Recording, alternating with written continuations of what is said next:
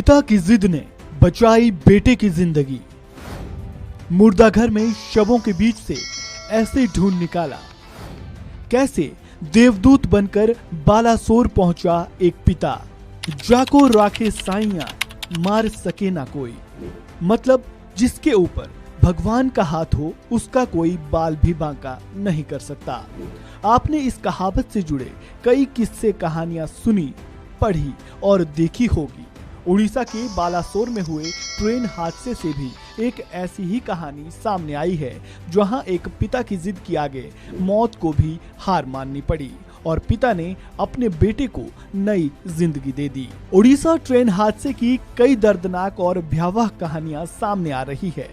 किसी के सिर से माँ बाप का साया उठ गया तो किसी का पूरा परिवार ही तबाह हो गया और कुछ ऐसे भी थे जो गंभीर रूप से घायल होने के बाद भी जिंदगी की जंग जीत गए।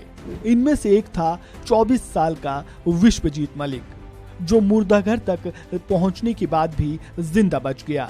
टाइम्स ऑफ इंडिया की रिपोर्ट के मुताबिक विश्वजीत के पिता हादसे से कुछ घंटे पहले ही अपने बेटे को शालीमार स्टेशन से कोरोमंडल एक्सप्रेस में बैठाकर आए थे, लेकिन तब उनको इस बात का अंदाजा नहीं था कि उनका बेटा इतने बड़े हादसे का शिकार हो जाएगा।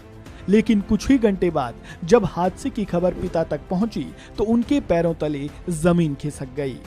पिता ने आनन फानन में बेटे को फोन मिलाया और गनीमत ये रही कि बेटे ने फोन उठा भी लिया और अपनी हालत के बारे में पिता को बताया। विश्वजीत से बात करने के बाद उसके पिता हिलाराम मलिक को ये अंदाजा हो गया था कि वो गंभीर रूप से घायल है। पिता ने तुरंत अपने बहनोई को बुलाया और वे एम्बुलेंस लेकर बालासोर के लिए निकल पड़े।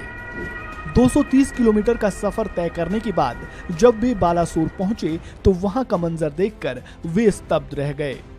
चीख पुकार और लाशों के ढेर के बीच बेटे को ढूंढना बहुत मुश्किल काम था।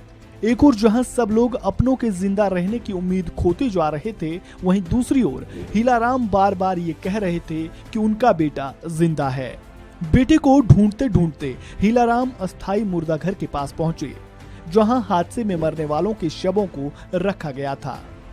पहले तो अंदर जाने की अनुमति नहीं मिली, लेकिन तभी किसी ने एक हाथ हिलते हुए देखा।